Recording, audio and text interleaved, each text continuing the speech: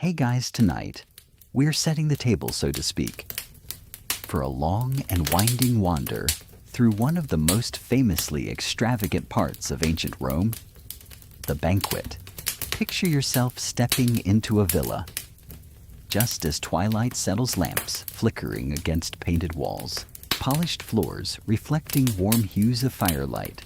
The air hums with anticipation, with voices gathering like the low rumble before a storm. It is at once exciting and intimidating, and you probably won't survive this particular dinner party, not because you'll be skewered by a gladiator or anything, but because your stomach would surrender long before the Romans finished showing off their endless dishes. So before you get comfortable, take a moment to like the video and subscribe, but only if you genuinely enjoy what I do here. And if you've got the time, post your location and local time down in the comments. I love seeing who's listening in and from where. Now dim the lights, maybe turn on a fan for that soft background hum, and let's ease into tonight's journey together. You step into the atrium, the beating heart of the Roman household, where the floors are inlaid with mosaics, geometric patterns, sea creatures, or the occasional dramatic myth frozen in stone tesserae. The atrium smells faintly of incense, but tonight that aroma collides with roasted meats and spiced wine drifting in from the kitchens. Your sandals click on the tiles, and you glance upward at the open skylight, the compluvium, where the last wash of daylight gives way to oil lamps hung around the edges of the room. It is both domestic and theatrical, an everyday space transformed into a stage. Banquets weren't just about eating, they were statements. Every cushion arranged, every platter polished to a gleam. Every amphora leaned against the wall whispered of the master's wealth and reach. You watch slaves scatter rose petals across the floor, not because anyone likes sweeping up crushed petals, but because the sight and smell signaled leisure and prosperity. Someone hands you a garland of flowers for your hair, and you think nice, but also this is going to wilt in about 30 seconds. Still, it's tradition. The couches, the triclinia, are set in a U shape, each one ready for guests to recline on their left elbow. Feet stretched toward the center, leaving their right hand free to grab food or gesture dramatically while telling a story. You can already imagine how awkward this will be if you're used to dining upright. It's not exactly ergonomic. But reclining was a signal too borrowed from Greek customs, marking you as part of the elite. If you're sitting upright like a schoolchild, you're doing it wrong, or worse, you're not important enough to lounge. Here's a mainstream fact to anchor you. Roman banquets often began not with mountains of food, but with ritual hand-washing and the offering of wine mixed with honey or herbs to spark the appetite. It wasn't about hygiene in the modern sense. This was more of a symbolic cleansing, a way of shifting from the ordinary day into the liminal space of the feast. You rub scented oil across your palms, and the perfumed sheen makes you wonder how many amphorae were emptied just to keep a guest's hands glistening. As the first courses arrive, you notice platters of eggs, olives, and cheese. The humble beginnings are deceptive because you know what's coming. Dormice stuffed with minced pork, honey-glazed hams, roasted game birds, and more fish sauce garum than anyone should reasonably consume. A servant carries by a tray of tiny fried fish, the scent of oil following in his wake, and your stomach wavers between excitement and dread. Historians still argue whether these banquets were common for the average senator, or exaggerated exceptions staged more for literary effect than everyday practice. Some scholars insist the tales of endless peacock tongues and flamingo brains were satirical, mocking Rome's wealthy for their absurd indulgence.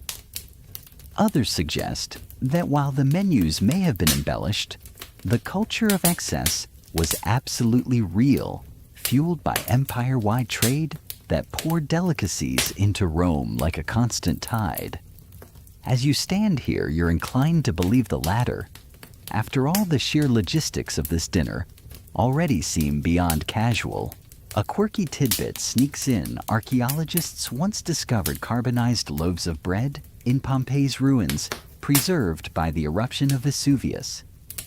They were neatly stamped with the baker's mark because branding was important even in the 1st century. Imagine pausing mid-banquet to check the crust of your bread for authenticity, like squinting at a modern food label.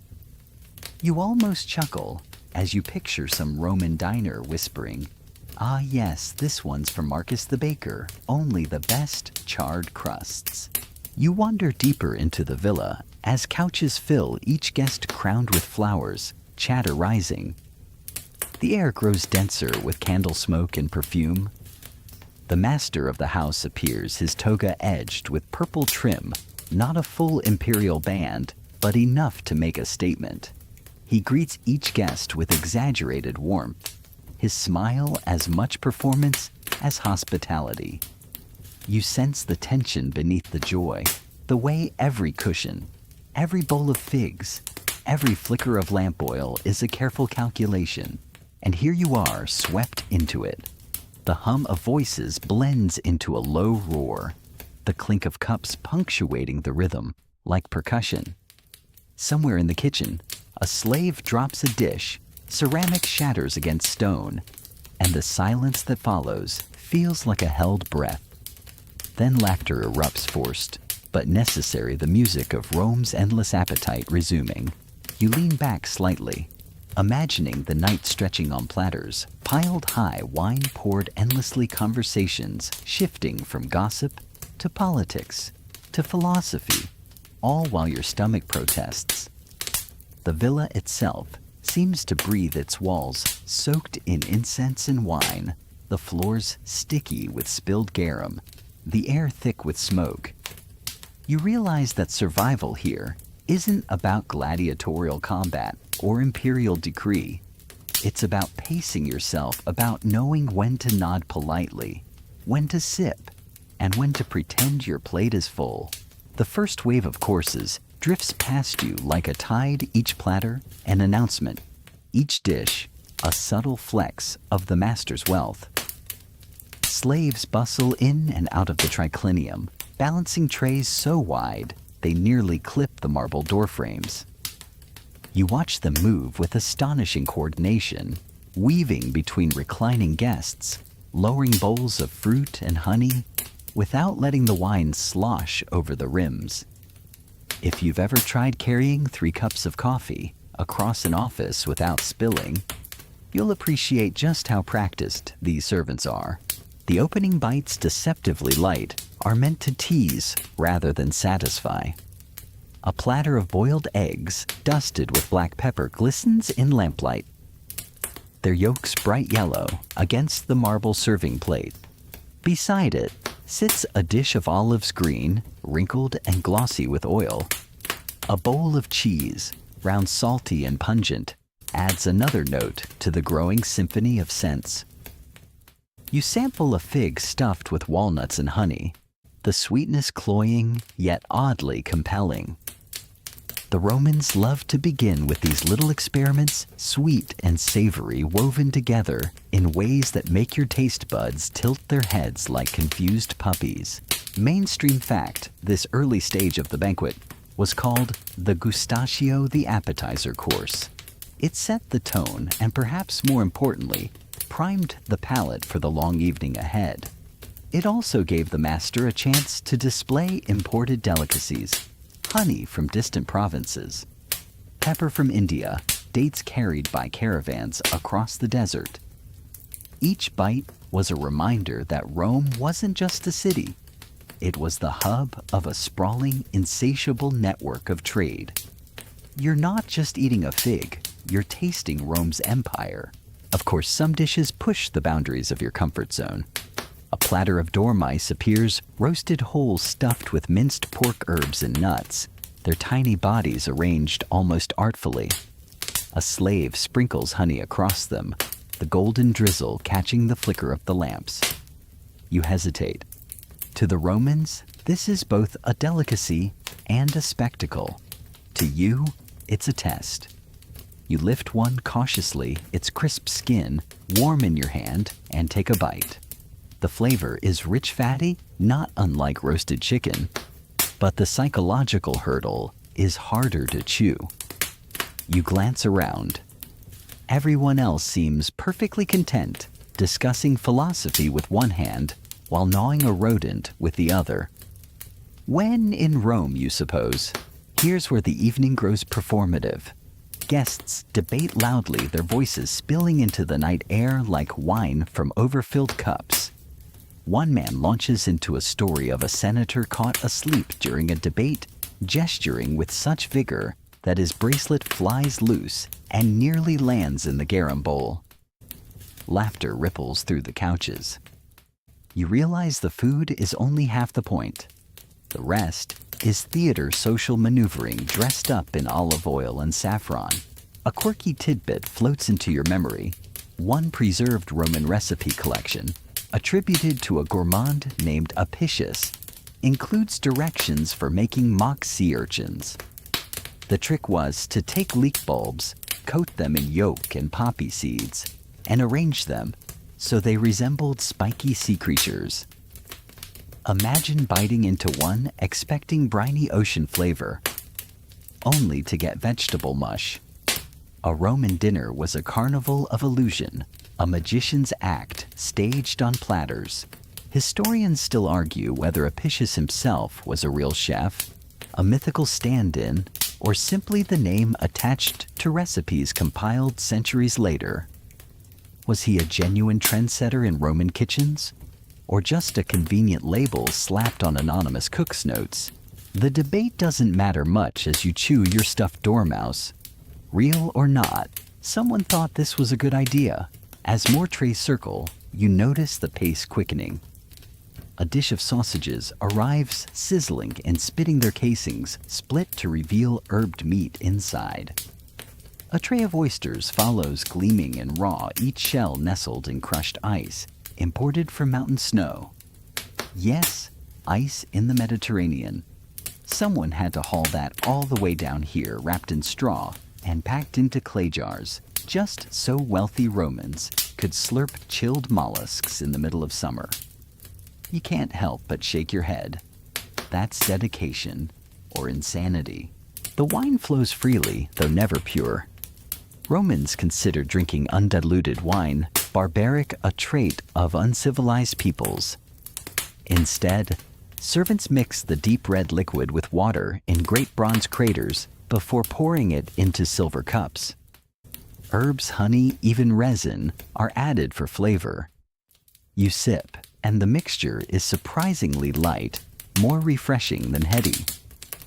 Of course, by the fourth or fifth refill, you're less concerned with subtlety and more with whether your tunic is going to stain if you spill. The chatter swells. Someone recites a poem, stumbling slightly over the lines. Another counters with a joke about Saturn and his fondness for eating children delivered with a wink. The joke lands oddly, but the crowd laughs. It's the wine you think. It softens everything, even cannibal humor. You lean back, letting your eyes wander over the frescoed walls. Scenes of gods and heroes gaze down, their painted robes as vivid as the ones rustling around you. A musician plucks quietly at a lyre in the corner, barely audible over the laughter, but enough to stitch a thread of melody through the chaos. For a moment, the whole scene feels suspended in amber oil lamps. Flicker. Voices rise and fall. Platters gleam with honey glaze. The scent of rosemary floats through the air. It's a symphony of indulgence, carefully choreographed, utterly exhausting. You reach again for the figs, sticky with honey, and your fingers catch on the glaze. You lick them clean, shrugging at your own growing indulgence. There's a long night ahead. If you're already this full, you're in trouble. Still, you smile faintly. It's absurd theatrical, and more than a little ridiculous. But it's Rome, and this is how empire eats.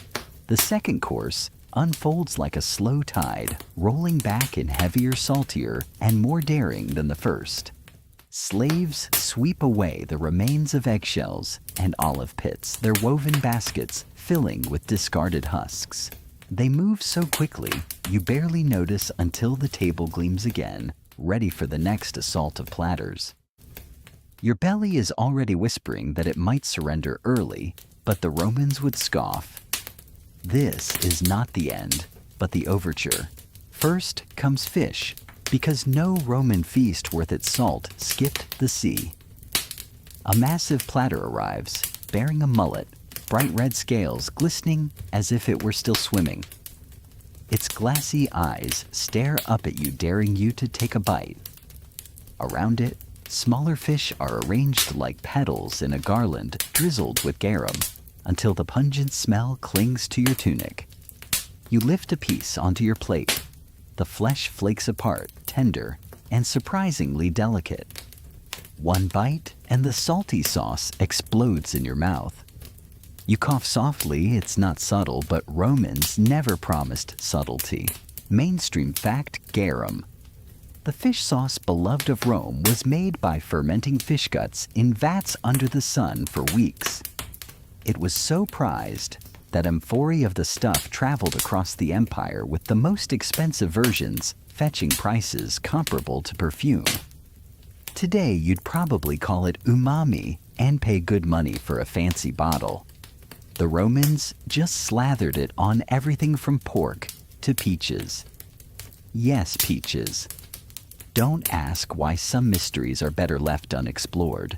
Beside the fish come trays of snails simmered in wine and herbs, their shells steaming as they're tipped into shallow bowls. You hesitate, poking at one with your spoon before curiosity wins. The snail slips out soft and chewy, flavored with fennel. Not terrible, you admit. Not thrilling either. More like chewy parsley. You imagine Roman diners slurping them loudly, competing to see who could finish the most. And then, the pigs. Romans adored pork in ways modern bacon enthusiasts can only dream of. Slaves parade in a whole roasted piglet, its skin-lacquered golden mouth stuffed with an apple for flourish. A knife slices into it, releasing a puff of steam, rich with rosemary and garlic. Guests cheer as the meat is carved pieces distributed across the couches. You sink your teeth into a slice, the fat melting instantly. For a moment, you forget the strangeness of dormice and fermented fish guts. Pork at least makes sense. A quirky tidbit surfaces here. Some sources claim Roman cooks stuffed entire animals inside each other for banquets, like a culinary matryoshka doll. A pig might be stuffed with birds, which were stuffed with eggs, all roasted together until the guests applauded. Imagine being the slave who had to assemble that feather by feather. You can almost hear the sighs in the kitchen. Historians still argue whether these extravagances were everyday banquets or only the wildest outliers recorded, because they were absurd, not typical.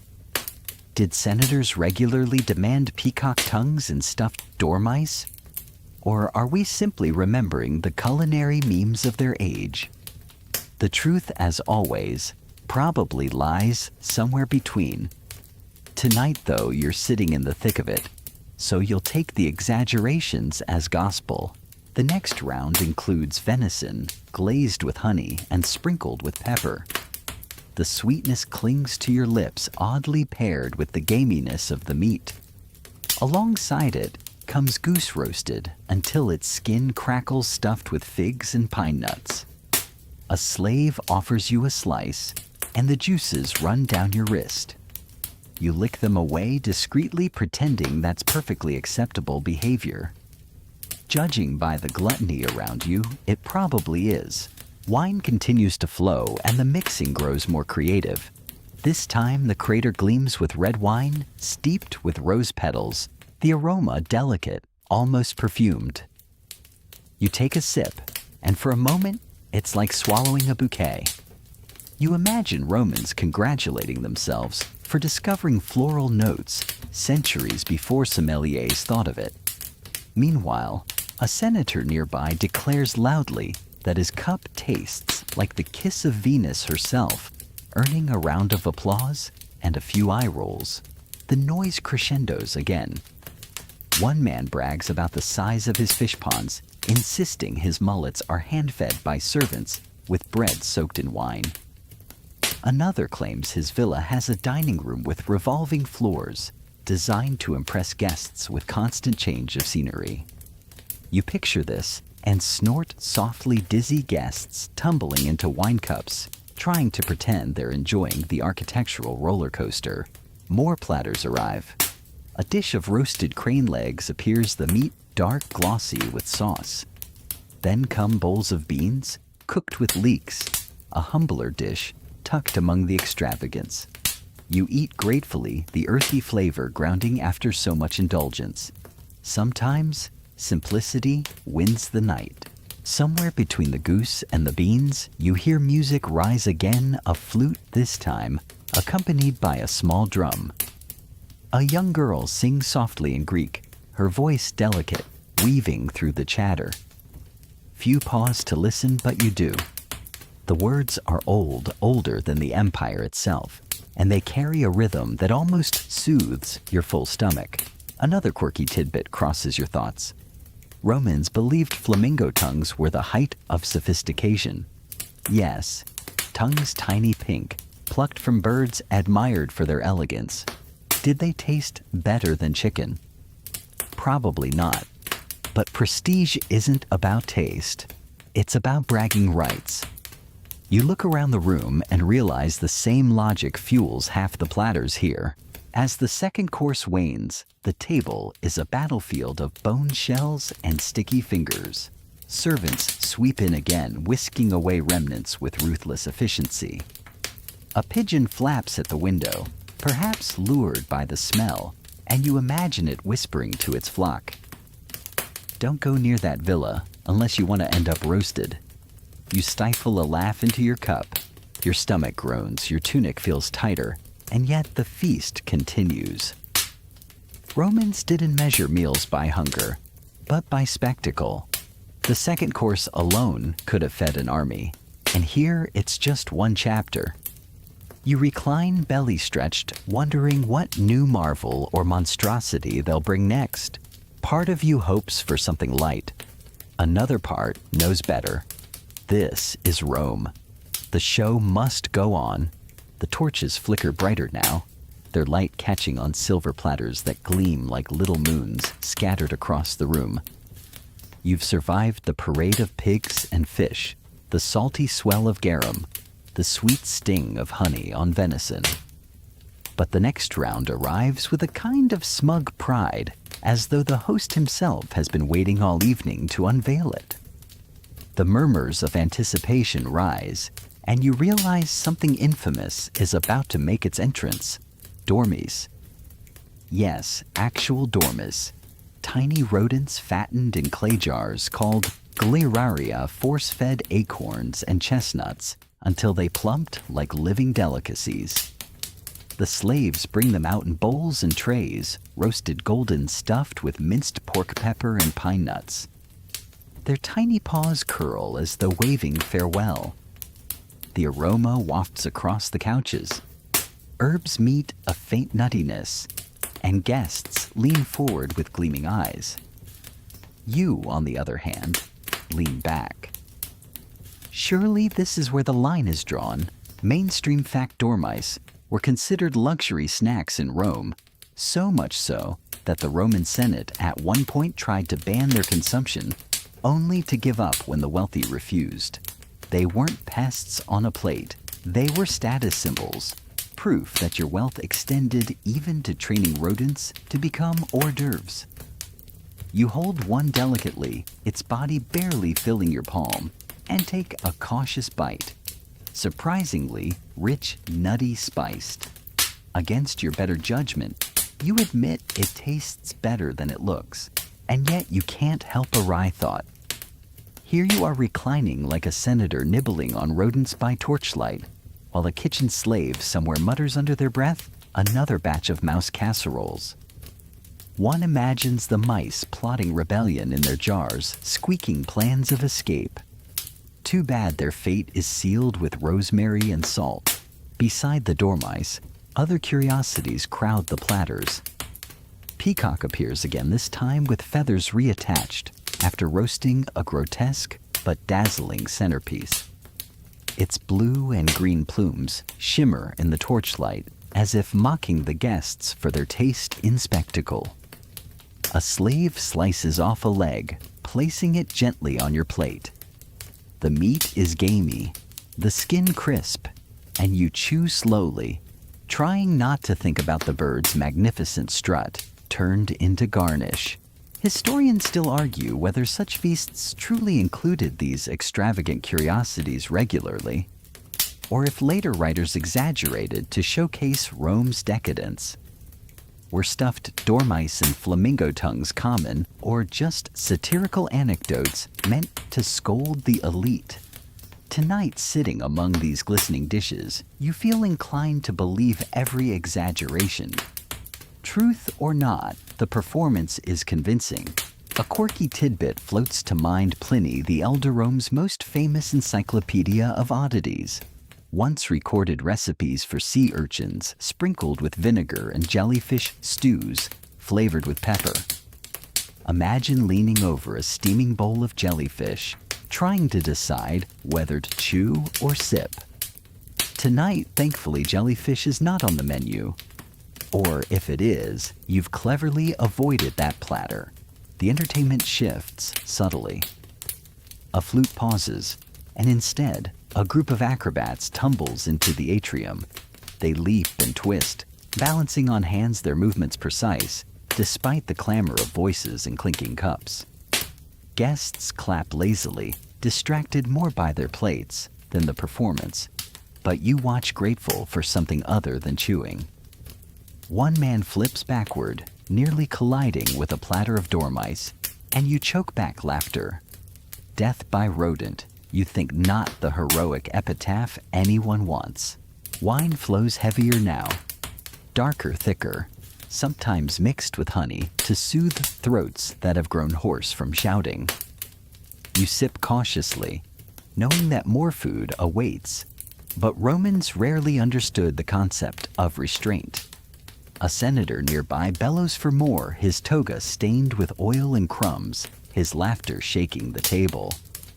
He scoops up a dormouse with bare fingers, crunching loudly, then wipes his hand on the couch without shame. You edge your plate away slightly. The slaves never stop. You marvel at their constant dance, clearing bones, replacing goblets, refilling sauces, fetching more platters from kitchens that must resemble battlefields. Their silence is its own performance. No complaint, no pause, just endless motion under the weight of expectation. You realize that the true spectacle of Roman banquets isn't the dormice or the peacocks, it's the invisible labor that makes it all look effortless. And as if to prove it, dessert teases its entrance early. Bowls of dates stuffed with nuts appear alongside the rodents, their sweetness clashing strangely with savory meats. A guest dips one into honey before biting down, sighing with delight. Another dunks a date straight into his wine, letting the liquid drip down his chin. You decide to try one sticky and cloying the sugar coating your tongue like glue. After all the salt and fat, it's almost a relief. Almost. Another story makes the rounds. An emperor once threw a feast so grand, he had an entire ship decked as a floating dining room, complete with mechanical birds that sang from golden trees. Was it true? Maybe. Rome was half history, half theater anyway. Guests laugh at the image of senators swaying on waves while chasing runaway platters, and you laugh with them, imagining dignified men scrambling after their roasted dormice as the ship tipped. The air grows heavier, the torches hotter, The couches softer. Your eyelids droop, but more dishes arrive as though the kitchen refuses to let you rest. You bite another dormouse because if you're going to dream of anything tonight, it might as well be rodents, seasoned with pepper. The nutty flavor lingers, and you lean back, belly stretched, wondering how much longer the Romans can pretend that feasting is leisure. For you, it feels more like endurance, and yet, beneath the fatigue, there's a strange wonder. You're part of history's strangest tasting menu, a witness to dishes whispered about for centuries. You imagine future scholars shaking their heads, muttering, "Surely they exaggerated." And you stuffed with dormice and wine whisper back across time. No, it was exactly this ridiculous. The tables sag a little now, as though groaning along with the diners. But still the procession of dishes shows no sign of halting. Your stomach already feels like a marble amphora packed to the brim. Yet the Romans insist that feasting is an act of civic pride as much as appetite. If you leave the couch too early, it might be interpreted as insult or weakness. So you lean back, adjusting your toga to cover the suspicious bulge of overindulgence, and prepare yourself for the staples that balance the banquet's excess: bread, olives, and garum. A slave approaches with a basket of loaves, steam rising from their crusts. The bread is round, scored into segments, and you can almost hear the faint crunch as it's torn apart. The texture is dense, chewy, meant to be dipped and shared. You reach for a piece and find comfort in its simplicity. Amid the stuffed dormice and absurd peacock displays, bread feels honest. It anchors the extravagance, a reminder that Rome's empire was built less on fancy dishes and more on grain shipments from Egypt.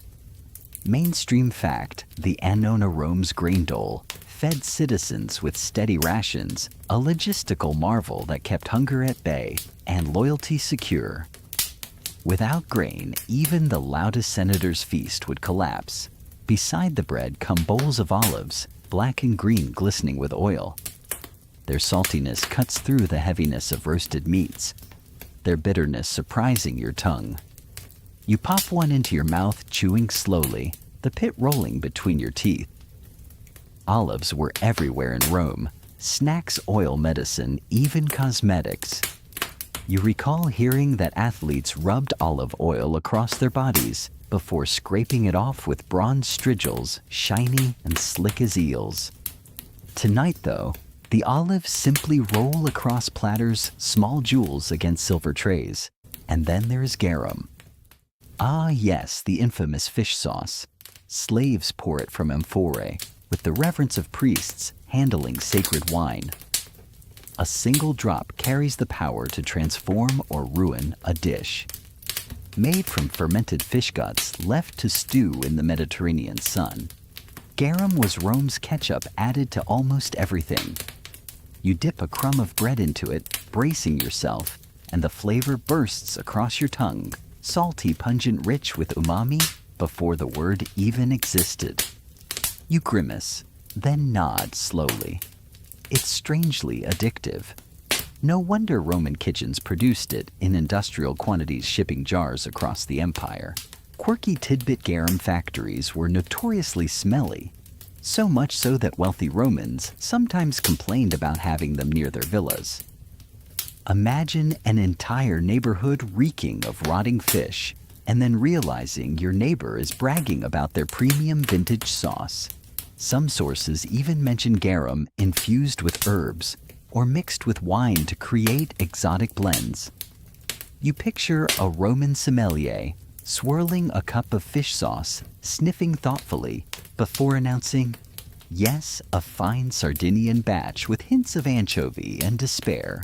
Historians still argue whether ordinary Romans actually enjoyed garum or merely tolerated it as a cheap flavoring. Was it truly delicious, or simply a way to mask spoiled meat and bland bread? Tonight, as you dip another olive into the sauce, you're inclined to think it's a little of both. The aristocrats treat it as luxury, drizzling it over fine cuts of pork, but you suspect a laborer in a crowded tenement would pour it just as happily over cabbage stew. Garum, in its strange salty way, was the empire's great equalizer. The mood at the couches shifts. After the frenzy of exotic dishes, bread and olives encourage a slower rhythm. Conversations deepen voices, dropping from boisterous to reflective.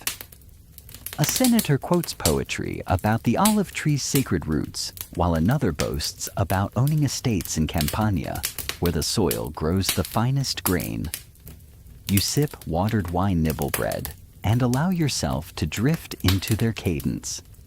It almost feels wholesome, as though Rome's heart beats in grain and olives rather than spectacle. Then a commotion distracts you.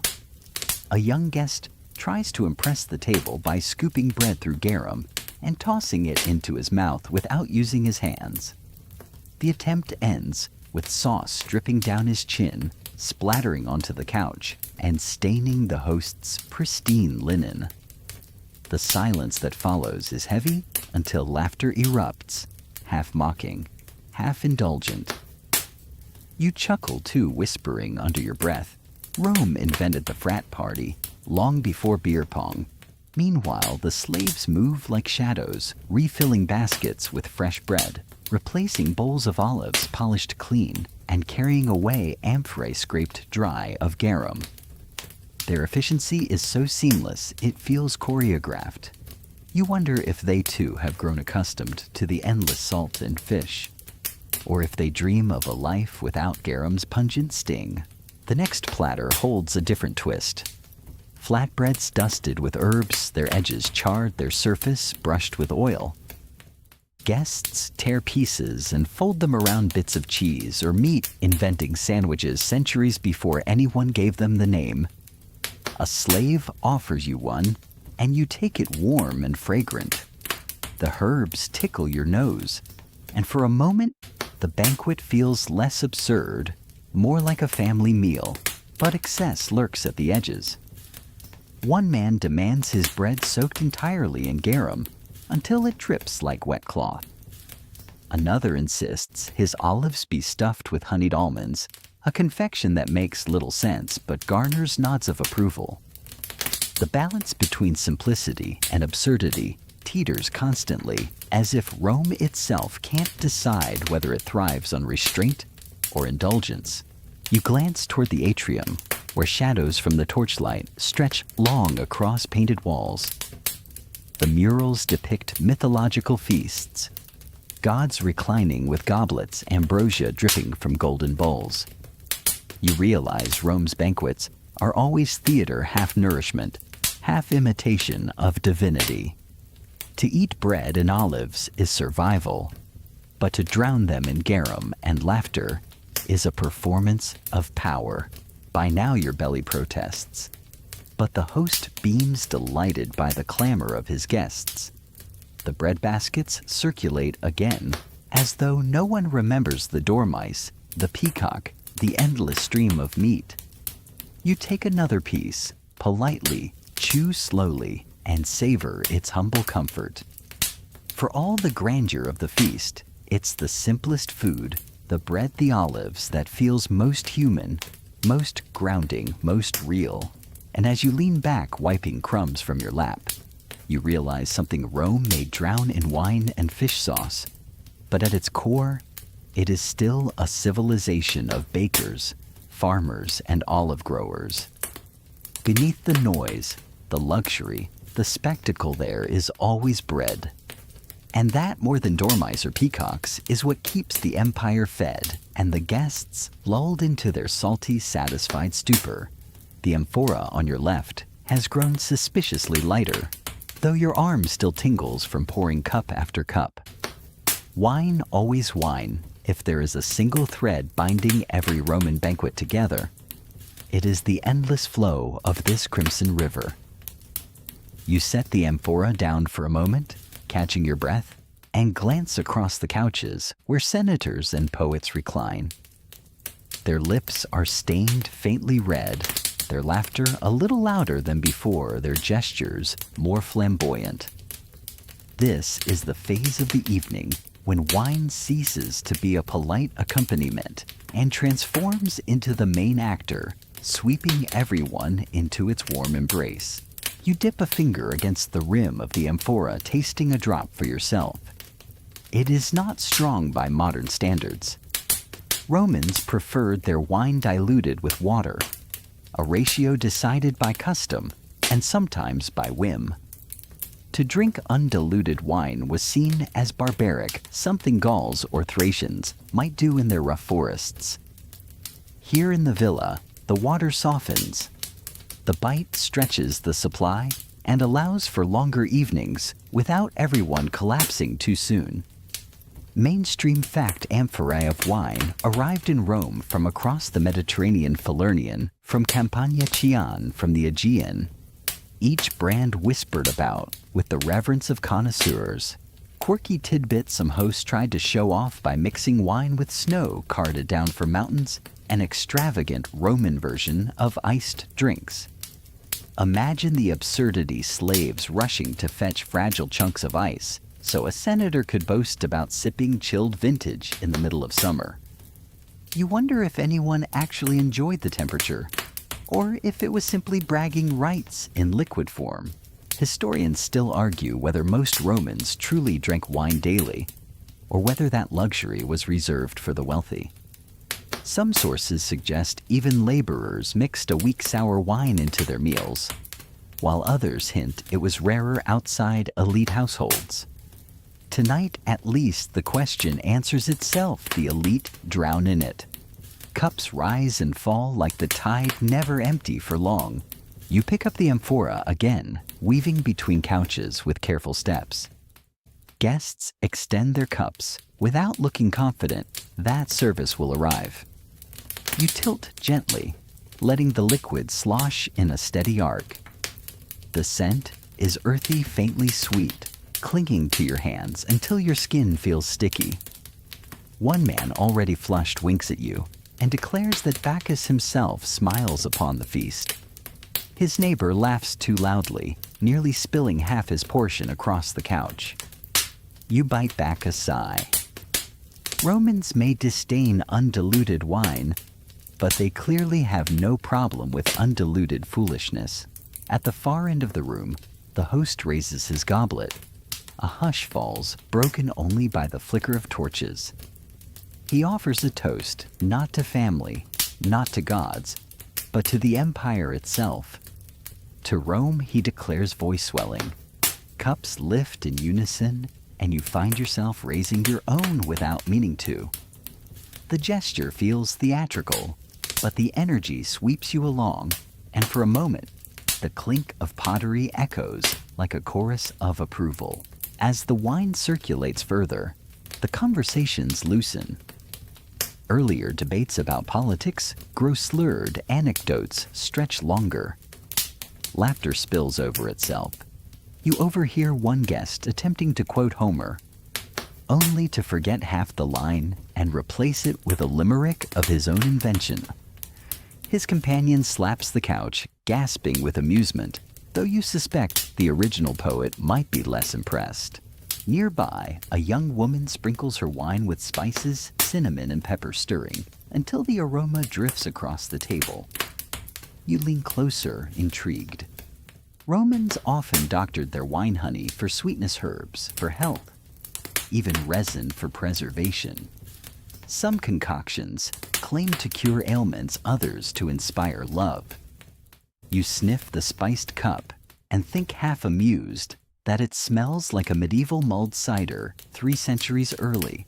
You remember a rumor: certain physicians believed wine could treat snakebites, headaches, or even melancholy. Perhaps that's why senators drink so heavily, each goblet a preventative dose against the crushing weight of responsibility. Or maybe it's simply an excuse. Either way, the effect is the same. The villa's air grows heavier, filled with heat, laughter, and the faint sound of someone attempting to sing in the corner. You refill another cup, then pause to watch. The slaves carrying amphorae move with remarkable coordination, weaving past each other like dancers. Their arms tremble, but their faces remain blank. No one applauds them, though. Without their labor, the entire feast would grind to a halt. You wonder how many cups you've poured tonight. 50, 100. The amphora seems bottomless like a magician's trick. Then comes the inevitable spill. A guest flails mid-story, sending his goblet tumbling. Red splashes across marble like blood dripping onto the floor. You hurry forward with cloths blotting quickly, praying the stain will not linger. The man waves off the mess, already reaching for another cup, while you crouch in silence. To him, it is a momentary inconvenience. To you, it is another chore, stitched into endless repetition. Still, not everything feels grim.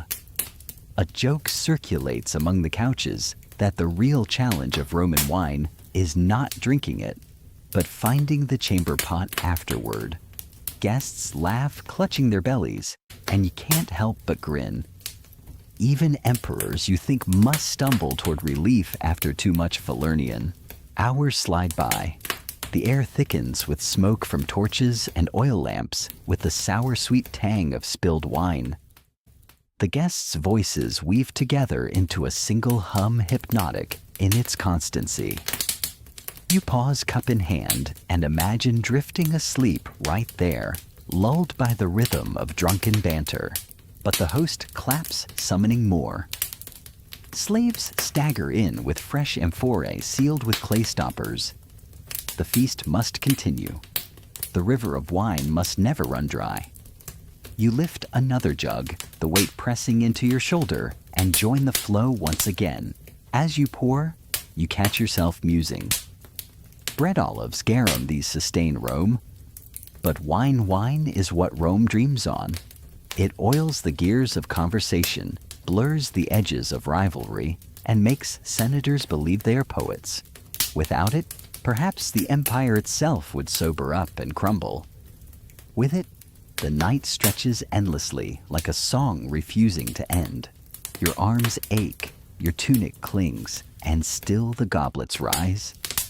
In this villa, under the flicker of lamps, Rome's second heartbeat is not the roar of amphitheaters or the clatter of markets. It is the steady, ceaseless glug of wine, poured, consumed, forgotten, and poured again. You lean against the doorway for just a moment, rubbing the ache out of your wrist, and watch another team of servants file into the triclinium. Their arms are stacked with baskets and trays, things far stranger than bread or Dormice items that smell of journeys taken across oceans and deserts. Exotic imports, shimmering in the lamplight, descend upon the Roman banquet table, as though the entire empire has shrunk down into a single meal. The first tray carries figs so ripe they split with their own sweetness. A guest pinches one delicately between fingers, jeweled with rings, bites, and lets the syrup run down his chin. He licks it away, laughing, and asks whether the figs came from Carthage or Hispania. The host answers with pride, from Syria, carried overland by camel, then by ship, then up the Tiber, an odyssey more exhausting than Homer's, you mutter under your breath. Mainstream fact, Rome's appetite stretched well beyond Italy. From India came pepper, highly prized and absurdly expensive. From Egypt, grain and dates. From North Africa, exotic animals destined for both the table and the arena. The empire's roads and ports funneled these treasures inward, ensuring that senators could nibble a raisin and taste the far edge of conquest. Quirky tidbit peacock tongues sometimes appeared on menus. Not because they were delicious, but because they were rare.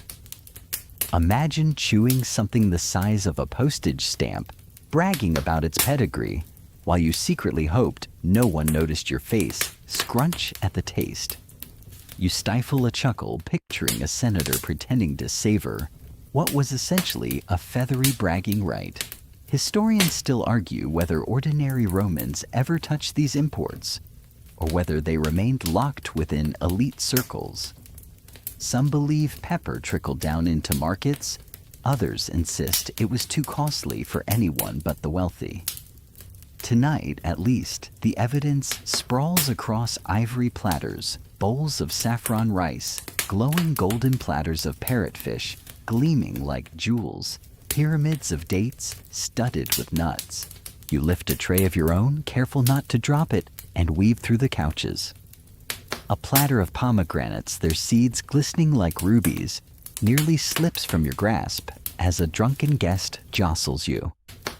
You steady it quickly, offering the fruit with a bow. The man plucks a seed, holds it up to the torchlight, and declares it the jewel of Persephone. His neighbor rolls her eyes unimpressed with his attempt at poetry. You smile faintly. At least his mouth is occupied with myth instead of more wine.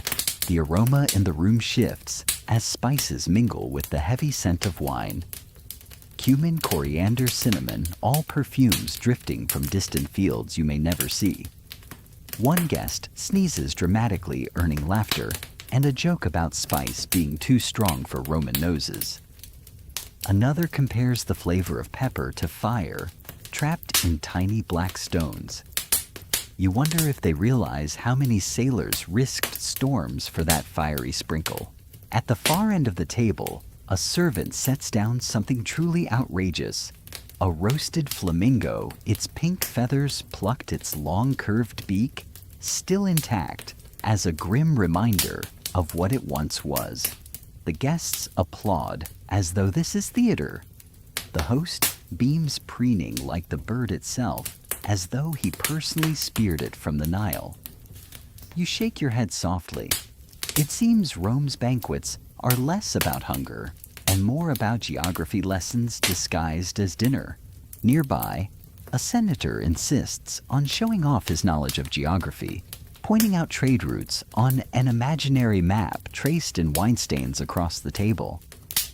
His companions nod politely, though their eyes drift toward the figs and saffron rice. You think to yourself that perhaps Roman banquets should hand out atlases instead of napkins. You pass another tray, this one filled with honey cakes, sticky and fragrant. The honey comes from Spain, the wheat from Egypt, the eggs from local farms. A perfect fusion of empire on a plate. A child seated near the couches reaches for one only to be scolded gently by a nurse. You slip the child an extra morsel when no one is looking, feeling a small quiet rebellion stir inside you. The air is heavy now with feasting. Guests talk of lands they've never seen, but whose flavors they consume greedily. One boasts of peppercorns, more valuable than silver. Another brags about owning a vineyard in Gaul, though you suspect he's never so much as dirtied his sandals there. These imports are status each bite, a reminder that Rome commands the world. And yet, watching closely, you notice something else. Some guests nibble cautiously, clearly unaccustomed to such extravagance. They poke at parrotfish, or taste only a sliver of flamingo, returning quickly to bread and olives. You smirk quietly. Perhaps the empire is wide, but stomachs are still provincial. A musician plucks a string, filling the pause in conversation with soft notes. The food, however, dominates the moment. The scent of saffron lingers longest, bright and floral. You breathe it in, imagining the distant crocus fields from which it came. For a fleeting second, you feel transported not in chains, but in imagination, wandering far from marble and torches. Then reality intrudes. Another goblet tips, another stain spreads, another command rings out. More figs, more dates, more of everything. The illusion of Rome's unity dissolves into clamor. You shoulder another tray, heavier this time, stacked with imported cheese that smells more like a dare than a dish. A senator laughs uproariously as the aroma wafts across the room, calling it the perfume of victory. You roll your eyes, victory apparently stinks.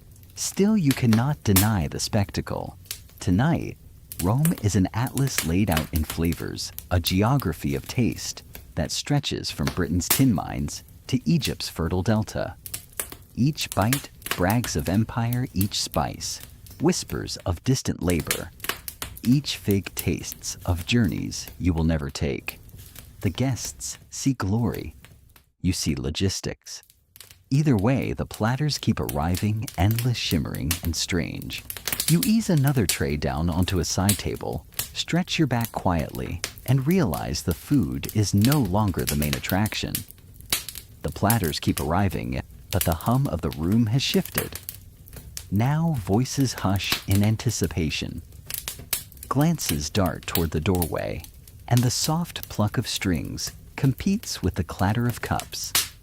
The entertainment is about to unfold, and you lucky servant that you are get to watch from the shadows with aching feet. The first act is music pipes and lyres weaving a melody that curls around the room like smoke. The notes are high and insistent, coaxing even the most jaded senator to tap a jeweled finger against the couch. You pass close enough to hear a guest mutter that this particular musician once played in the theater of Pompeii before it collapsed. Mainstream fact professional performers in Rome often traveled from city to city, plying their trade at both public festivals and private banquets. They weren't always respected actors. In fact, were often denied certain civic rights. But their presence lit up evenings like this. Quirky tidbits: some Romans trained geese to perform tricks during feasts, waddling in time with the music, or snapping at crumbs tossed their way.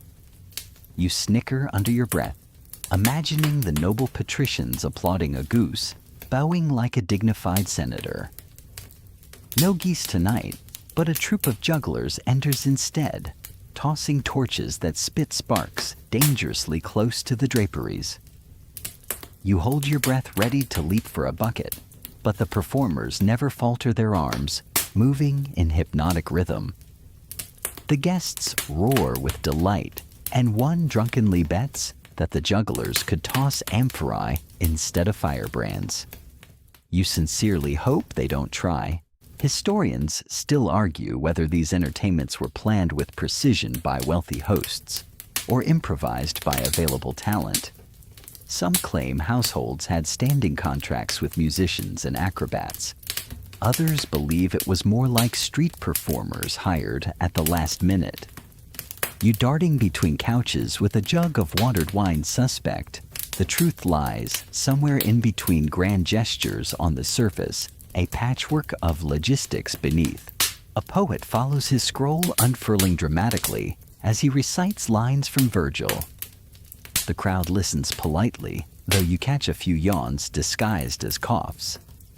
The words flow honeyed and heroic, but the audience seems more interested in their wine refills than in Aeneas's trials. You wonder whether Virgil himself ever imagined his verses competing with burps and the crunch of figs. Still, the poet bows theatrically, and the host claps louder than anyone, as though culture itself has been served on a platter. Then comes the comic relief, a pair of mimes' faces, painted white bodies, draped in exaggerated tunics. They stumble through a skit, mocking the city's water cellars, spilling buckets, slipping on imaginary puddles, shouting, "Who wants pure Tiber?" while the crowd howls. You nearly drop your tray from laughing, the scene far too familiar. The irony hits you. These guests wouldn't survive a day lugging real buckets from fountains. But they can't get enough of watching someone pretend. The musicians return this time with drums, and the rhythm changes. The room pulses with sound guests clapping sandals, tapping against mosaic floors. A young courtesan is coaxed into dancing her saffron veil, swirling like firelight. The senators cheer, some leaning too far forward, others pretending to maintain dignity, while their eyes linger far too long. You slip behind them, silently pouring wine with a steady hand, thinking that the real performance is in balancing a tray through all this chaos without notice. One particularly bold entertainer strides into the center with a caged monkey. The little creature screeches, leaps onto the couch of a startled guest, and snatches a fig straight from his hand. Laughter erupts, filling the triclinium with a roar louder than the music. The senator blusters, but joins in the amusement, brushing crumbs from his toga, as if nothing happened. You grin, despite yourself impressed by the monkey's timing. It might be the only performer who gets paid in actual food tonight. A philosopher tries to insert himself into the fun, raising his cup and declaring that true entertainment is the contemplation of virtue. He's promptly drowned out by another burst of drumming and jugglers balancing on each other's shoulders. You smirk. Even Cicero couldn't compete with a pyramid of fire jugglers in a smoke-filled room. The air grows heavier as more torches burn, more bodies crowd, more laughter swells. Your ears ring, and yet the rhythm lulls you into a strange trance. You move, automatically pour bow step back, while around you, the feast becomes a theater. Rome's pride isn't just in its roads or aqueducts. It's in the spectacle of its evenings, where music and mime convince the powerful that their empire is both cultured and carefree. A senator slurring demands another act, something involving lions, he insists.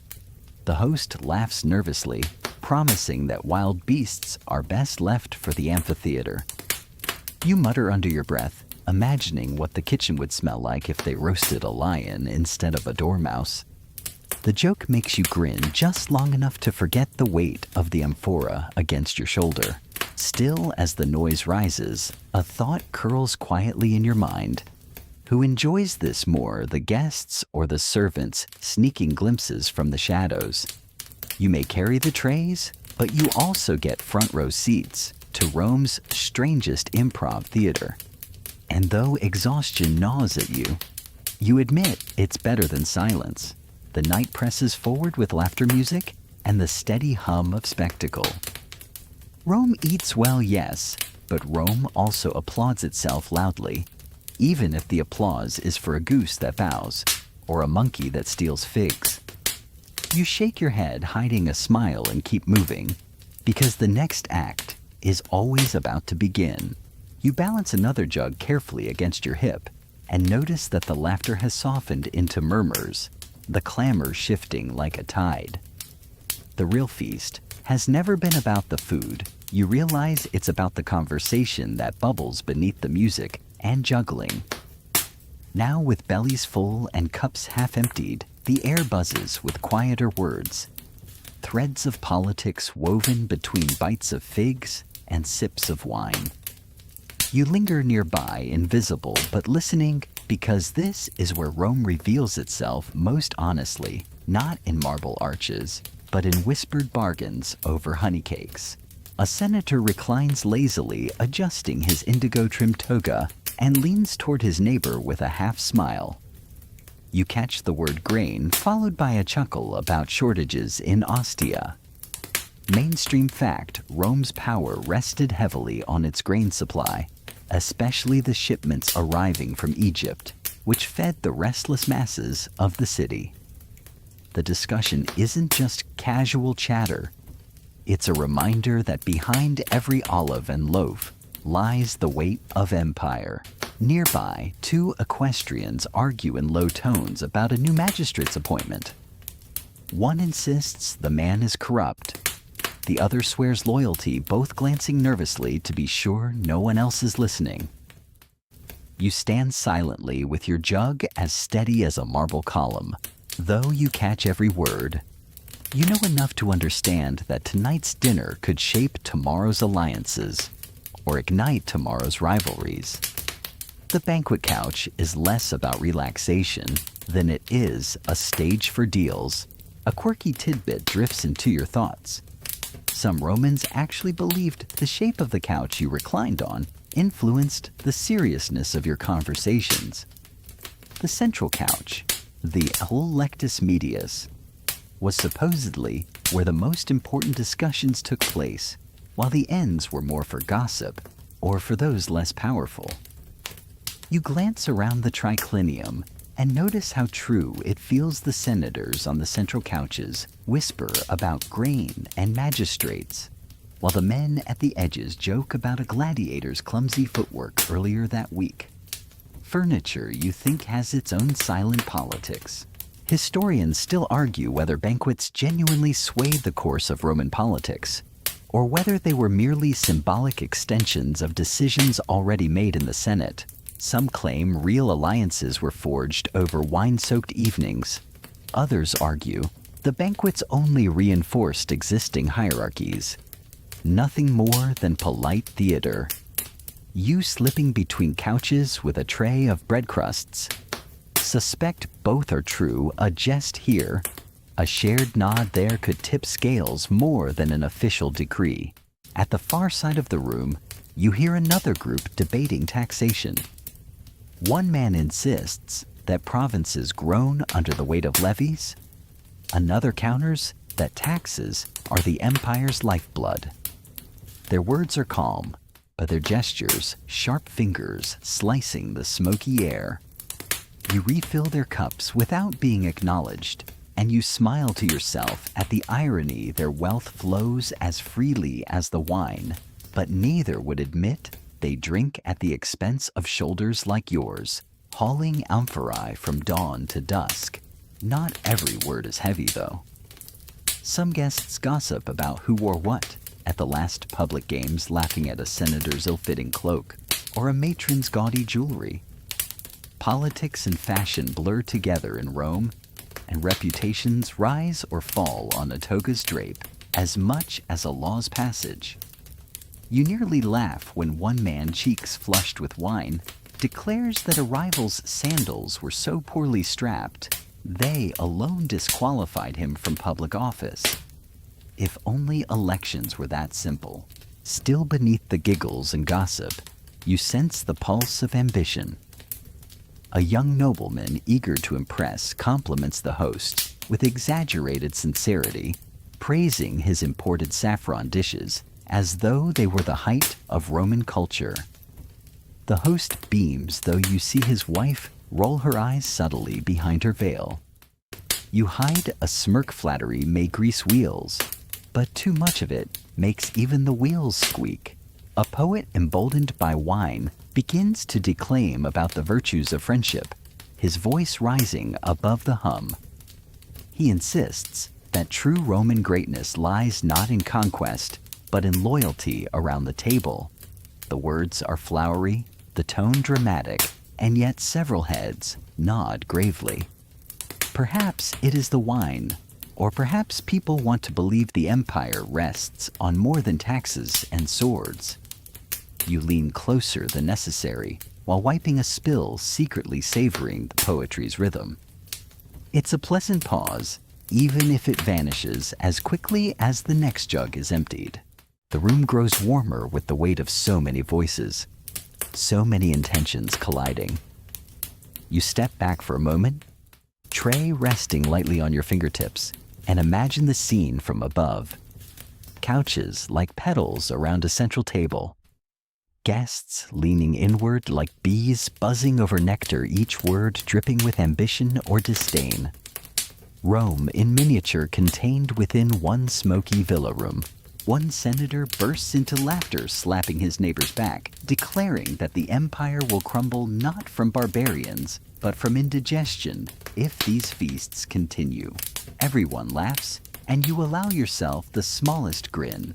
A joke, yes, but perhaps truer than he knows. Power isn't only carried on swords. It's carried on stomachs full of dormice bread and whispered promises. As the laughter fades back into murmurs, you resume your dance with the amphora, careful to pass unseen, careful not to spill. You are part of the silence between their words, part of the rhythm that keeps the politics of the evening flowing smoothly. Tomorrow, senators may remember a witty remark or a heated debate, but none will remember the hand that refilled their cups. That, you realize, is the true irony of Rome. The empire drinks deeply, but never thanks the one who pours. You slip past another cluster of couches, amphora balanced carefully in your arms, and your attention drifts toward the quieter edges of the triclinium. The laughter is still there, the banter about grain and politics. But here you notice a different rhythm, one defined by the presence or sometimes absence of women. Roman banquets are strange in that way. They promise abundance for some, invisibility for others, and you stand between both, pouring wine into goblets no one will ever remember you touched. A matron reclines on one of the couches, her russet mantle arranged deliberately, the folds neat and unshaken. She speaks only when spoken to, but you notice her eyes darting keenly across the room, following every conversation. A mainstream fact rises to mind: Roman women of status were technically barred from politics. Yet, through their husbands, sons, and lovers, they wielded influence all the same. The triclinium is no exception. Her gaze alone speaks volumes, silently steering her husband's remarks with a subtle nod or a single raised brow. On another couch, courtesans laugh a little louder, their indigo veils slipping, their jewelry catching lamplight like sparks. They are here for more than amusement. Their presence softens the atmosphere, draws men into looser conversations, and sometimes extracts secrets better than wine ever could. A quirky tidbit surfaces: courtesans were occasionally paid not in coin, but in fine fabrics or perfumes, luxuries that spoke of status as loudly as money itself. You glance at the woman in teal silk beside a senator, and you wonder if her gown tonight is itself a receipt for services rendered. Historians still argue whether respectable Roman wives ever reclined alongside men during such feasts, or whether they remained in separate quarters. Some evidence suggests elite women occasionally joined in, while other accounts insist that only courtesans or entertainers appeared in these settings. As you refill another goblet, you realize the truth might be exactly what you see now: a blend inconsistent and dependent on the whim of the host. In some villas, women's laughter fills the air. In others, silence and segregation dominate. Tonight, both are present at once, woven together like two threads in the same tapestry. One young woman, clearly a daughter of the household, sits at the edge of the couch, not reclining, not fully participating.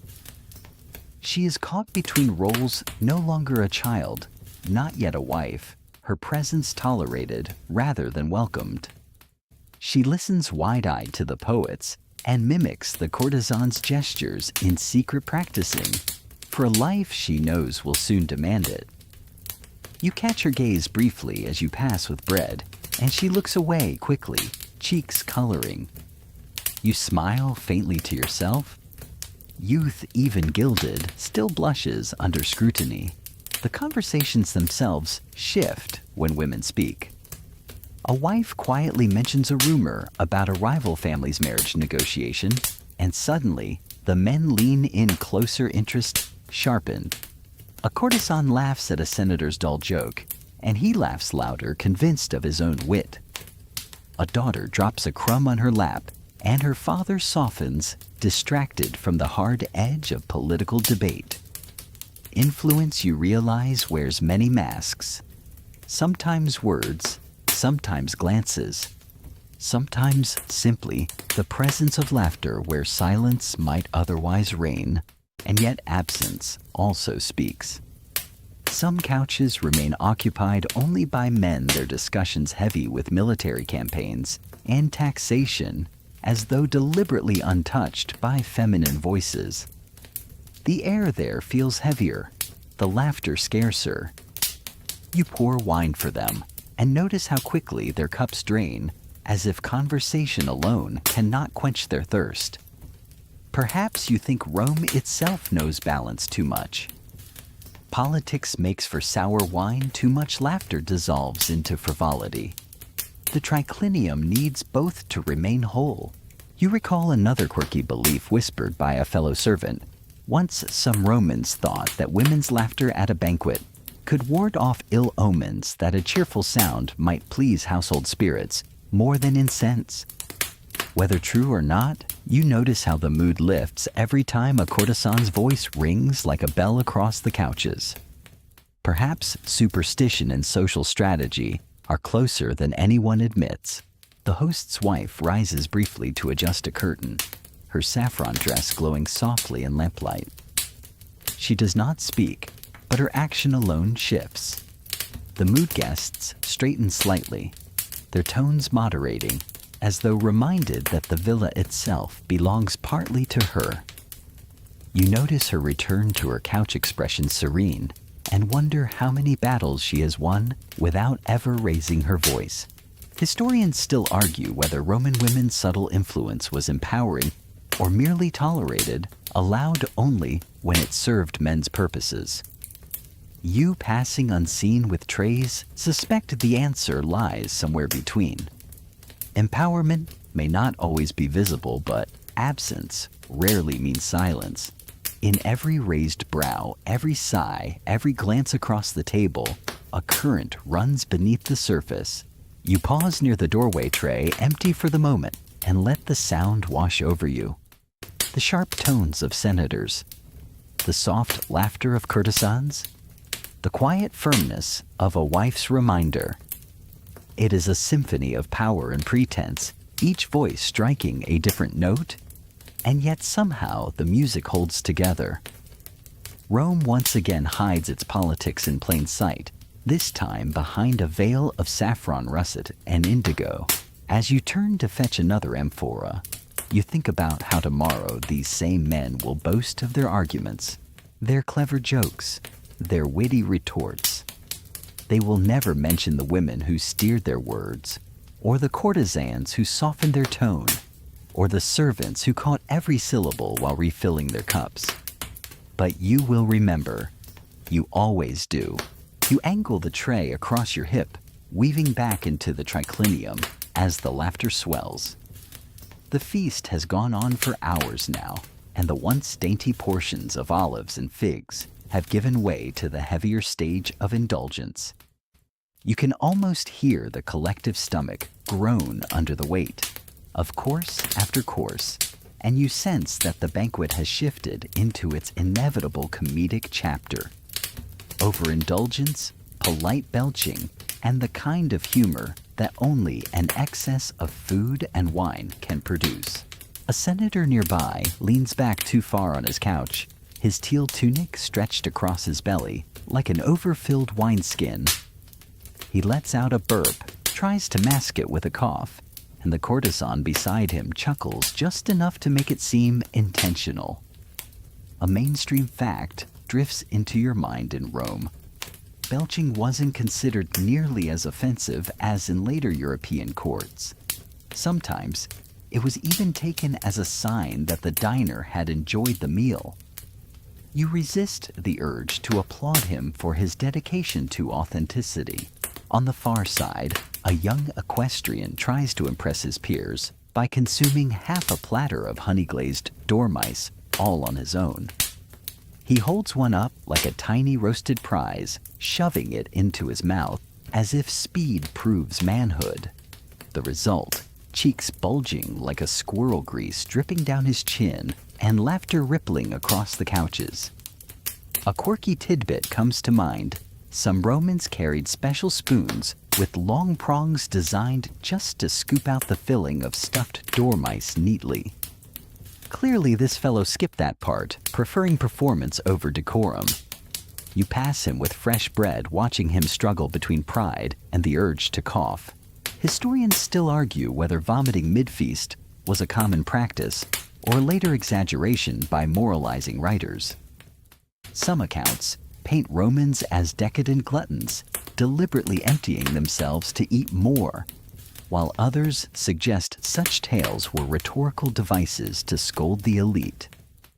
Tonight, as you refill another goblet of wine and see one man discreetly excuse himself after too much fish and garum sauce, you suspect that both sides may have a point.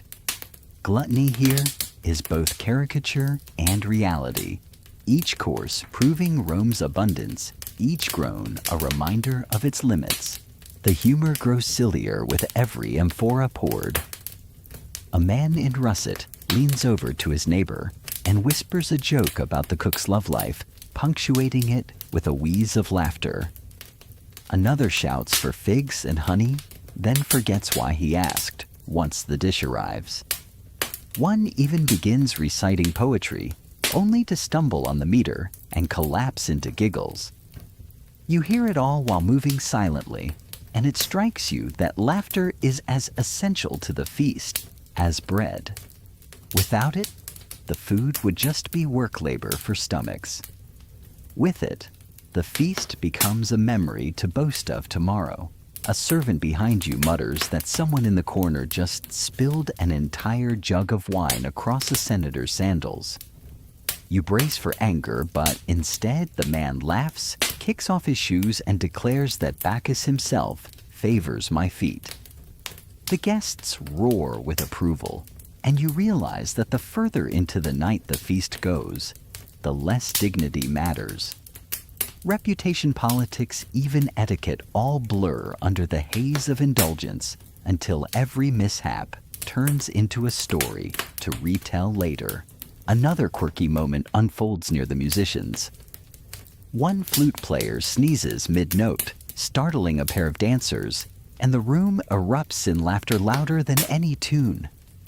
You find yourself smirking despite your aching arms. In a city that boasts of conquest and marble, it is sneezes, spills, and burps that carry the night. Historians still argue whether these moments of overindulgence were exaggerated by satirists like Juvenal to mock the upper classes, or whether they reflect a genuine pattern of Roman dining culture. From your vantage watching a senator wobble while trying to reach a fig on the far side of the table, you'd say satire doesn't need much invention. The evidence belches all by itself. The host joins in the revelry, laughing a little too loudly, his cheeks flushed scarlet from wine. You can tell he's tired, but hosts in Rome live or die by how much their guests enjoy themselves. He cracks jokes about the size of the amphorae, declares that even Neptune couldn't drink this much, and pats his belly theatrically.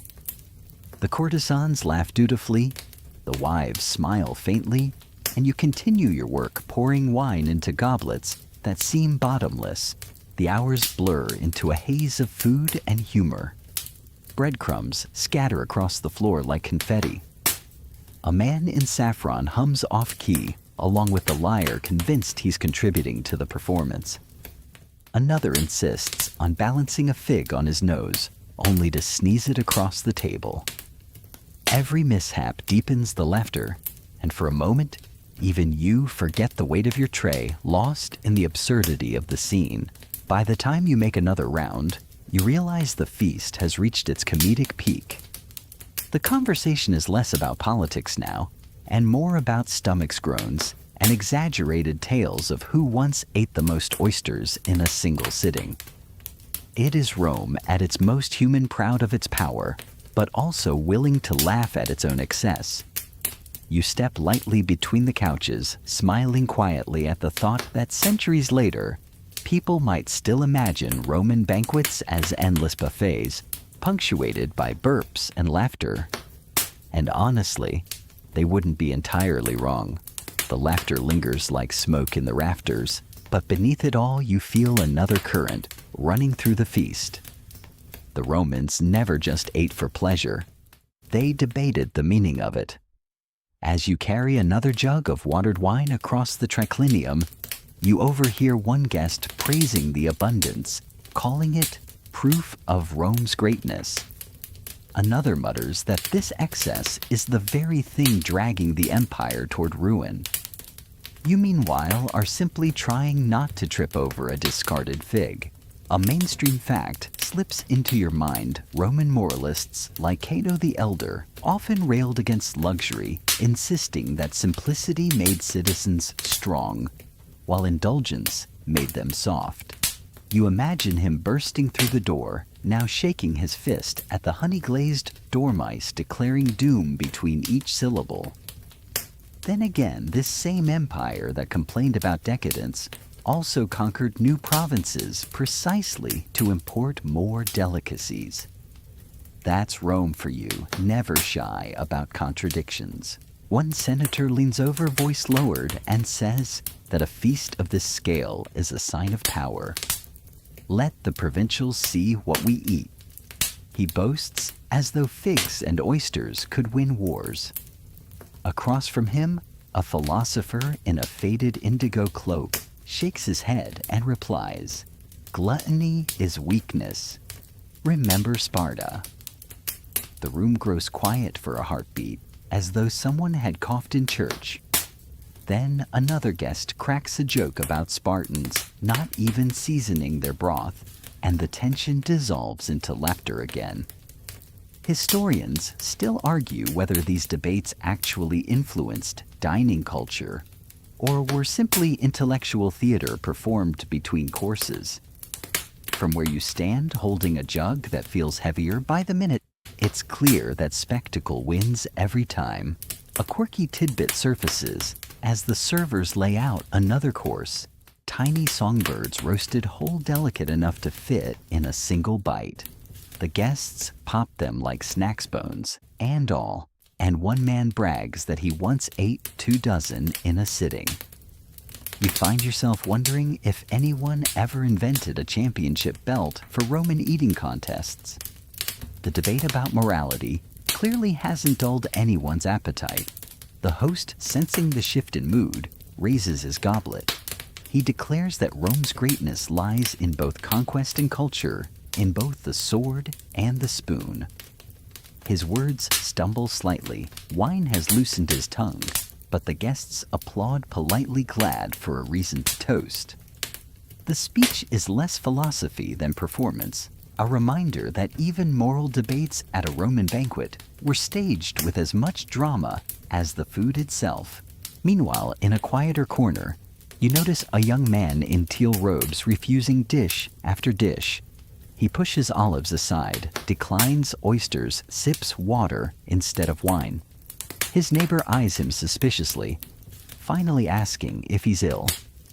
The man shakes his head and says softly, "Excess clouds the mind. I seek clarity." It's a brave statement in this room, though it earns him nothing more than a raised eyebrow. You catch yourself thinking that perhaps stoicism doesn't pair well with stuffed dormice.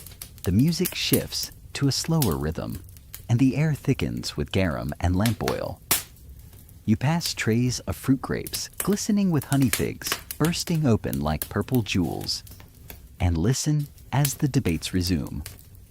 One woman insists that luxury brings refinement, that music, poetry, and cuisine are what separate Rome from the barbarians. A man beside her counters that such refinement is decadence, and that barbarians are already at the gates.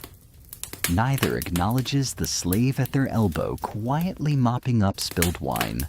Historians still argue whether these debates were genuine attempts to balance morality with indulgence, or merely a way for the wealthy to flatter themselves with philosophy while feasting.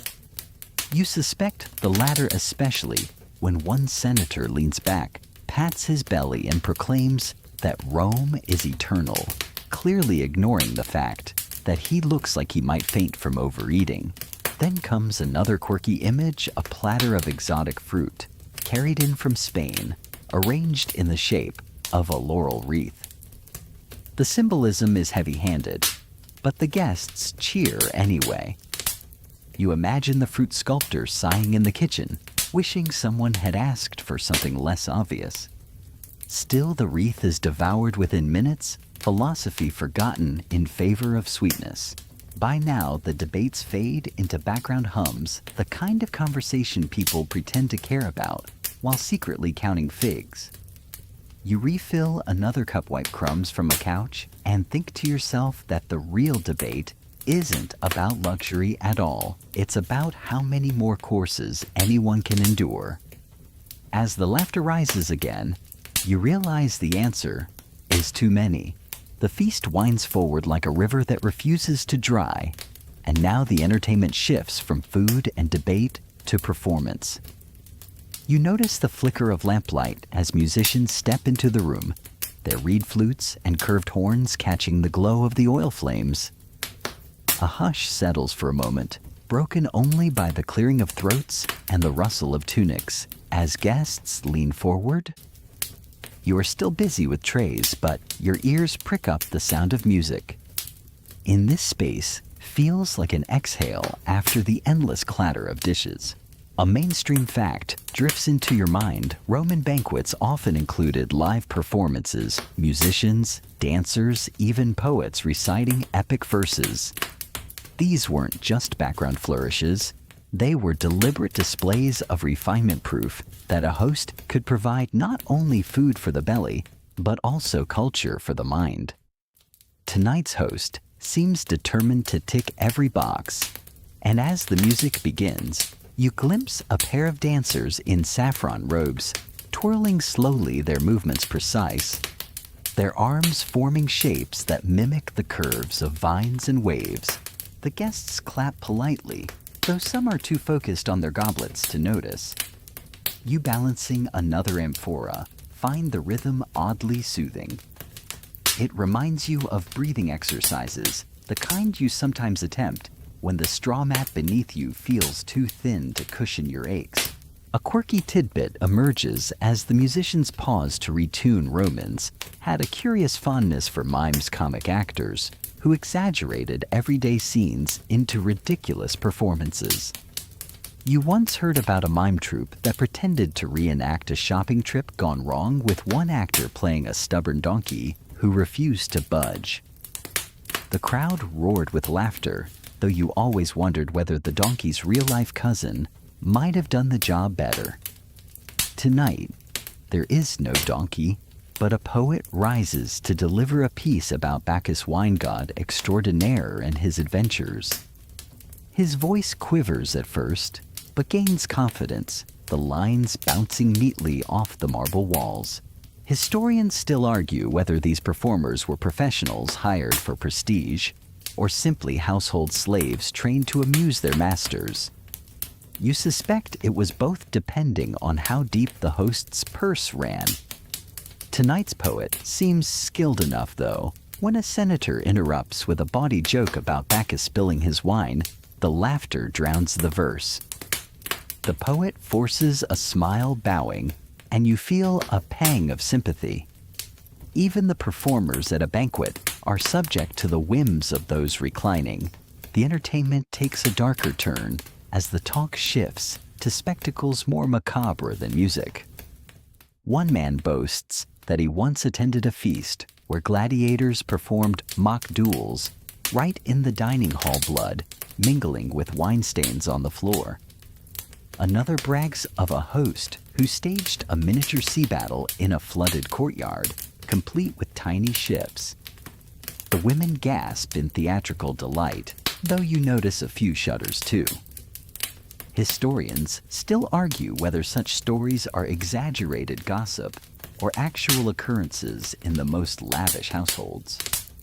You hope they are tall tales, because the thought of cleaning up after a mock naval battle in someone's dining room makes your arms ache in advance. Still, even in this quieter household, the spectacle continues. A servant in teal robes enters carrying a tray of delicate glass vessels, each filled with colored liquid. He sets them down carefully, and the host explains that this is spiced wine from the East, flavored with cinnamon and pepper. Guests marvel at the heat on their tongues, coughing between sips, but insisting it is delightful. You take a discreet whiff as you pass by and nearly sneeze. The pepper alone could knock out half the kitchen staff. A quirky moment interrupts the elegance when one of the dancers slips slightly on an olive pit, that someone left on the marble. She recovers gracefully, but the pit rolls to your foot, and you nudge it away before anyone notices. You imagine telling the story later. The entire feast nearly collapsed because of one olive pit. It would make a fitting Roman moral fable luxury undone by its own scraps. The performance swells as the musicians launch into a faster tune. Guests clap along, some off rhythm, some too drunk to care. One senator tries to sing, his voice wobbling like a cartwheel over cobblestones. The dancers keep moving, their faces serene, trained to ignore everything but the beat. You meanwhile are stuck in a corner with a tray of figs, unsure whether to distribute them or join in with the clapping. As the music fades, the host rises again, cheeks flushed, and declares that culture has been honored, appetites sated, and spirits lifted. The room cheers, some sincerely, some simply eager for the next course. You sigh softly because you know what that means. More trays, more plates, more crumbs. Entertainment in Rome is just another prelude to eating again. The night deepens, but the energy at the banquet refuses to fade. Oil lamps flicker against painted walls, casting the faces of reclining senators into odd patterns of shadow, their laughter spilling into the smoky air, like waves breaking one after another. You, however, are already on your 10th trip to the kitchen arms, trembling as you balance a tray of fresh platters. This time, roasted game birds glistening in saffron glaze. The aroma is rich enough to make your stomach growl, though you've long since learned to silence such complaints. A mainstream fact lingers in your mind. Roman banquets were deliberately structured in courses that seemed endless, each designed to outshine the last. Historians write that the host's prestige grew with every successive round of abundance.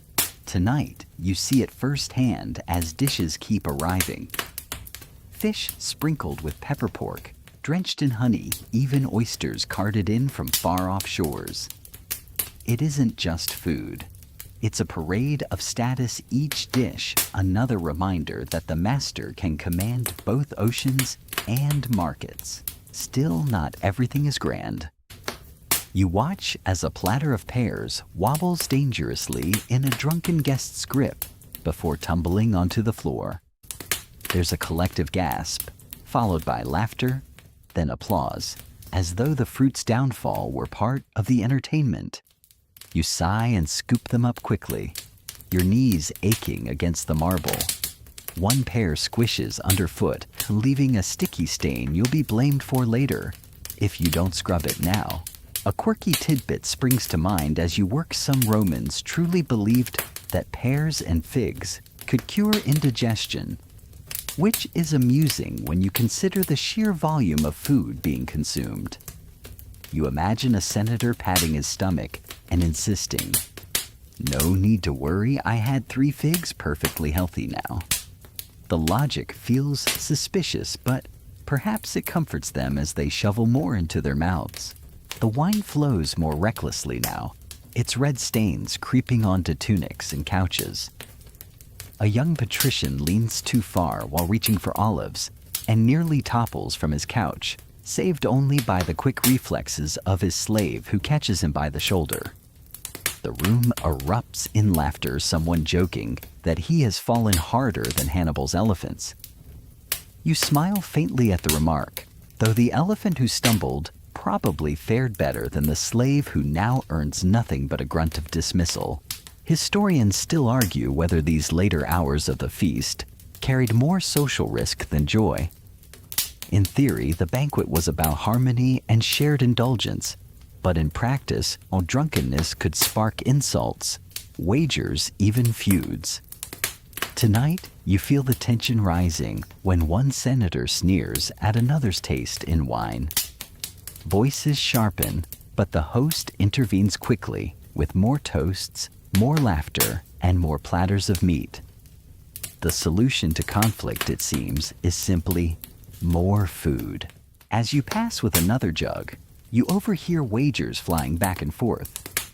One man bets 2 denarii that a fellow guest cannot recite 3 lines of Homer without stumbling. Another bets that he can drink an entire amphora without pausing for breath. You imagine the aftermath of such bravado and shake your head softly. Rome may govern an empire, but at its heart, its leaders still make dares like overgrown children. Your arms quiver as you lift another heavy amphora. The clay is rough, and your tunic is damp with wine splashes. For a fleeting moment, you envy the guests sprawled on couches, bellies full, their biggest effort being to raise a goblet. Then you remember the irony. For all their freedom, they depend entirely on hands like yours to keep their world spinning. Without slaves filling plates, fetching cloaks, and scrubbing floors, their luxury collapses. That thought gives you a strange private satisfaction, even if it changes nothing about your aching shoulders. A moment of absurdity breaks the strain. One of the dancers from earlier has been persuaded back into the room this time to balance a platter of grapes on her head while moving gracefully between couches. The guests cheer as the grapes quiver with every step, and you find yourself holding your breath, silently rooting for her. She succeeds, of course, lowering the tray without a single grape fallen. The applause rattles the room, though you know it will be you, not them, who cleans up the stems tomorrow.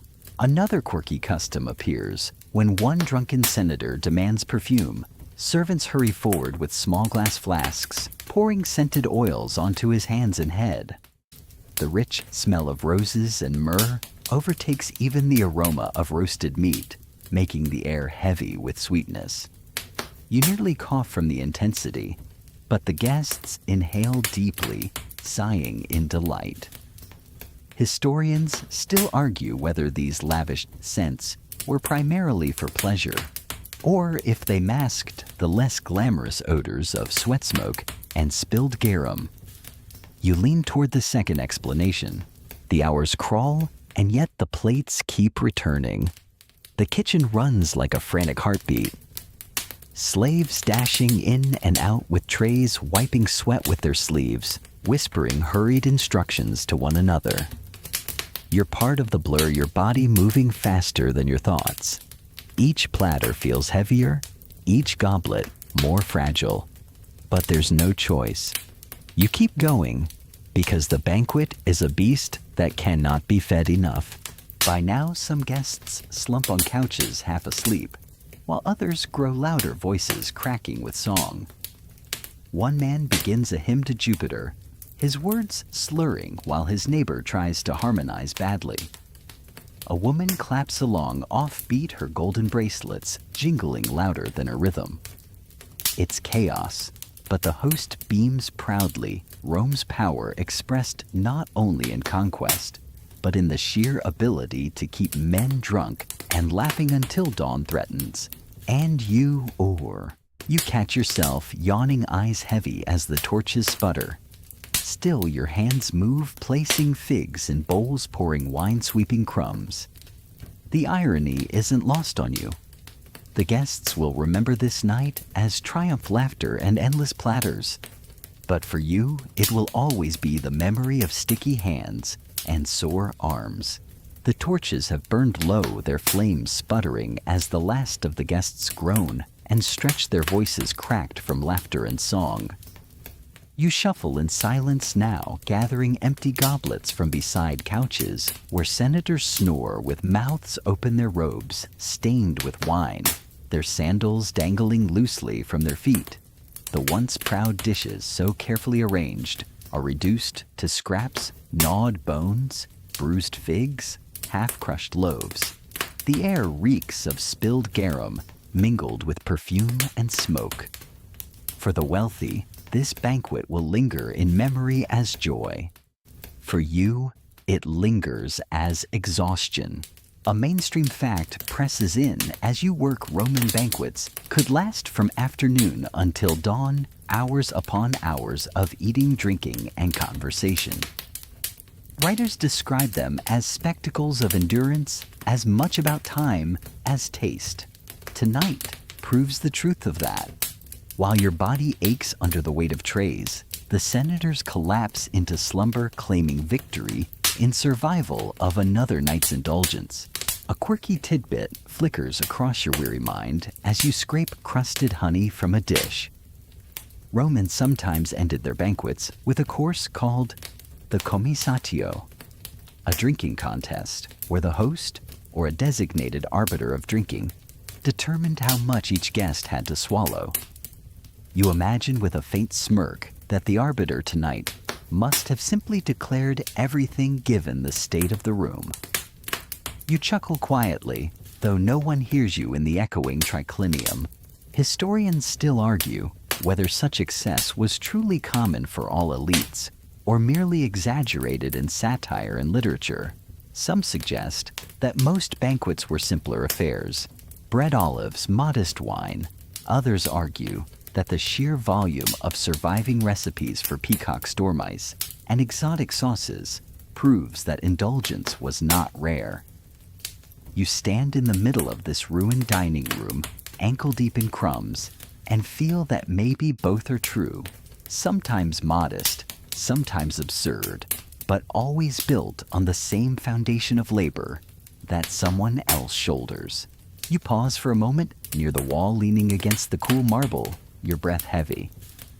The laughter that once filled the hall has given way to snores and murmurs, punctuated by the occasional clatter of a dropped goblet rolling across stone. Your muscles ache so deeply, you're not sure you'll stand again, and yet you bend once more, gathering shards of pottery into a wicker basket, sweeping crumbs into a pile with a worn reed broom.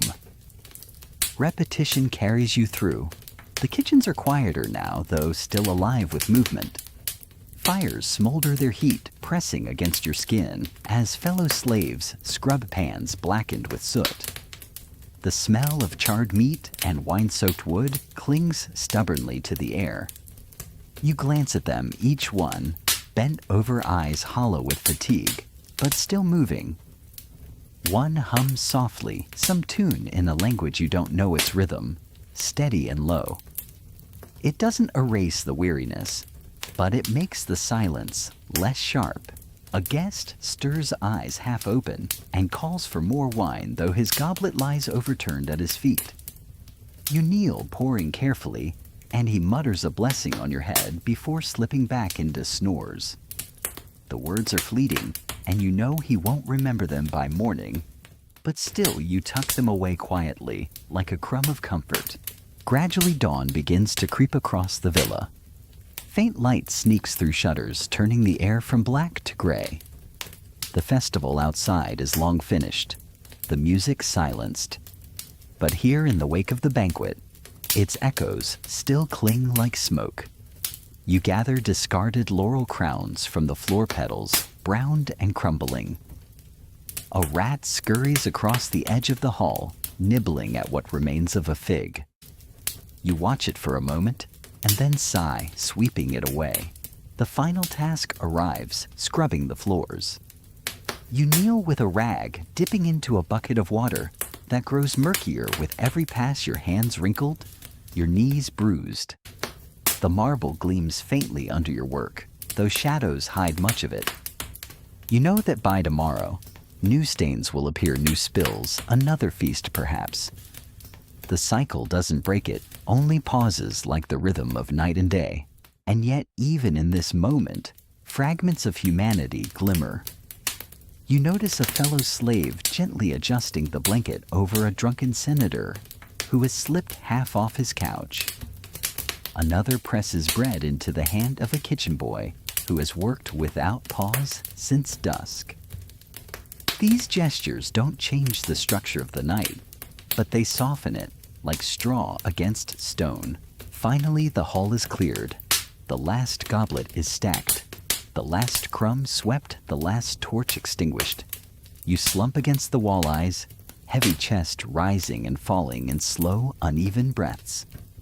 Outside, the city stirs to life vendors opening stalls. birds calling from tiled rooftops. But here inside, the silence reigns at last. The irony hums in your mind. Rome will remember this night as spectacle, a glorious banquet of music, laughter, and abundance. Statues may one day depict such scenes. Poets may write of the excess guests, will boast of the delicacies they consumed.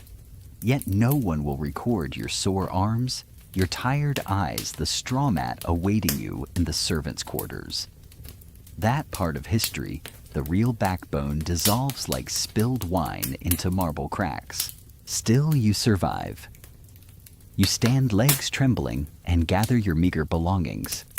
Your folded tunic, your small wooden token, the crumbs you saved for tomorrow. You step softly into the dawn. The air cool on your face, carrying with you not glory or riches, but the rhythm of endurance. And now, as you close your eyes, drifting back into that rhythm, let the feast fade from your mind. Imagine instead the quiet rustle of straw beneath you, the hum of distant morning birds, the world narrowing into calm. Your body loosens, your breathing slows, your thoughts drift gently away from banquet halls and burdens. You are safe in this moment, wrapped in a lullaby of silence. The feast is finished, the night is gone, and tomorrow has not yet arrived. Rest in that space. Breathe. Sleep. The banquet hall is gone now, folded away into the soft shadows of memory. You don't need to carry trays anymore, or sweep crumbs, or pour another cup of wine. All of that noise, the endless clatter and chatter, has melted into stillness. What's left is only you here in the hush, with breath rising and falling like a tide. Let your shoulders ease the weight slipping down as though the amphorae have been set aside for good. Your hands, once cramped from carrying and scrubbing, rest quietly against the softness of your blanket. There is no rush, no overseer, no voice calling your name.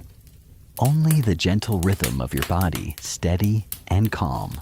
You hear faintly the imagined sound of straw rustling beneath you. Each stalk a thread weaving you into comfort. Picture a window half open, letting in the faintest draft of cool night air. It brushes across your face like a feather, reminding you that the world outside is quiet too, sleeping in its own rhythm. The torches are out. The lamps have dimmed. All that remains are small points of starlight scattered across a wide Roman sky. You lie beneath them, not as servant or master, but simply as a person breathing in the dark, surrounded by silence. Each breath carries you farther from labor, farther from noise, deeper into rest. The day is done, the work complete, the story's told. There's nothing more to do except drift gently, slowly into sleep. So close your eyes a little tighter, loosen every thought, and let the soft hum of history carry you into dreams. You are safe. You are still. You are home in this moment of calm. Sleep well, and let the night hold you until morning.